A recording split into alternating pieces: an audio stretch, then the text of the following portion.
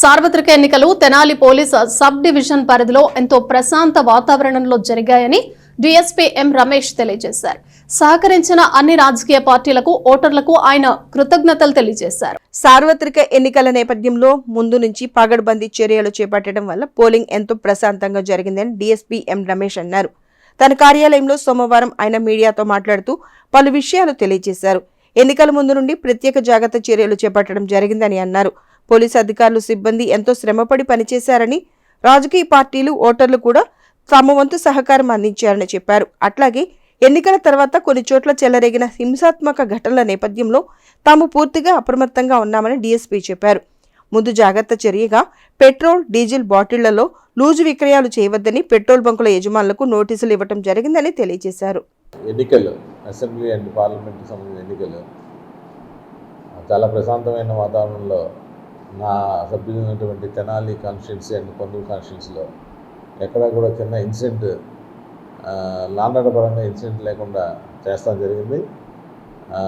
దానికి సహకరించినటువంటి అన్ని రాజకీయ పార్టీలకు, అందరు ఓటర్లకు కూడా పోలీస్ శాఖ తరఫున, నా సభ్యుల తరఫున అందరికి కూడా కృతజ్ఞతలు తెలియజేస్తున్నాం. వీటన్నిటికి కూడా గల కారణం ఏంటంటే, ఒక సక్సెస్కి వెనకాల చాలా పోలీసు శ్రమ ఉంటుంది.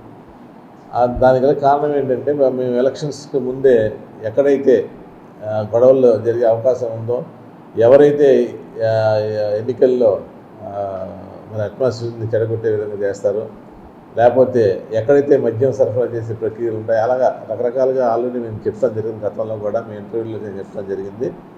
రౌడీ షీటర్లు బైండ్ అవరు, తర్వాత లిక్కర్ సీజరు, ఎన్డీపీఎల్, ఇతరత్ర కూడా అన్నీ కూడా చేస్తాం జరిగింది. మేము లైసెన్స్ వెపన్స్ డిపాజిట్ కూడా చాలా సంతోషమైన వాతావరణంలో ఎన్నికలు కూడా జరిగేది. చిన్న చిన్న ఇన్సిడెంట్స్, అవి లాండ్ ఆర్డర్ పరంగా కాదు, ఆ టైంకి ఆ స్వరాఫ్ మూమెంట్లో, ఆ యొక్క కోపంలో చిన్న ఇన్సిడెంట్లు జరిగినాయి.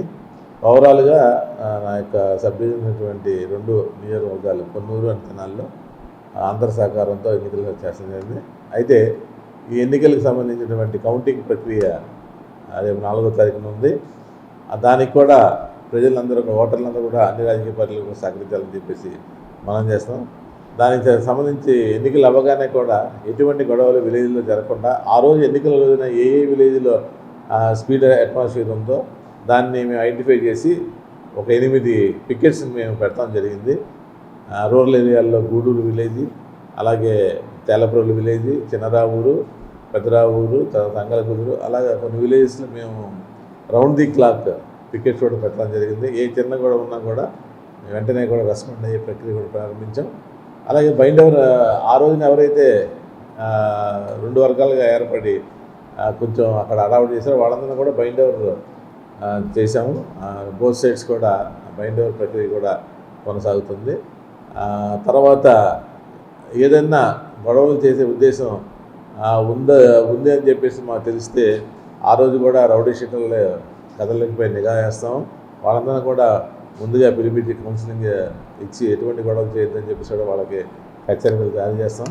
తర్వాత కొన్ని ఏరియాల్లో జరిగిన గొడవలు పురస్కరించుకొని పెట్రోల్ బంక్లో కూడా అందరికీ నోటీసులు ఇచ్చాం. లూజ్ ఎవరికి అమ్మద్దు, బాటిల్స్లో కూడా ఎవరికి అమ్మద్దు, పెట్రోల్ కానీ డీజిల్ కానీ. తర్వాత ఈ క్రాకర్స్ ఎవరైతే మ్యానుఫ్యాక్చర్ యూనిట్స్ ఉన్నారో లైసెన్స్ లేని వాటిని కూడా సీజ్ చేసే ప్రక్రియ ప్రారంభించాం. వాళ్ళకు కూడా ఎక్కువ మోతాదులో ఎవరికి కూడా సేల్ చేయొద్దని చెప్పేసి కూడా చేస్తాం జరిగింది.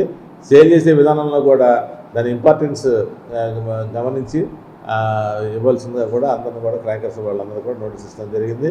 ప్రతిదీ కూడా పోలీస్ చేసే ప్రతి ప్రక్రియ కూడా మీడియా ద్వారా ప్రజలకు తెలిస్తే మంచి ఉద్దేశంతో మా గౌరవ ఎస్పీ గారు ఇన్స్ట్రక్షన్స్ ప్రకారం ఫ్లాగ్ మార్చి, తర్వాత కార్డినెన్స్ సెర్చ్ అనే ప్రక్రియను కూడా ప్రారంభించుకున్నారు.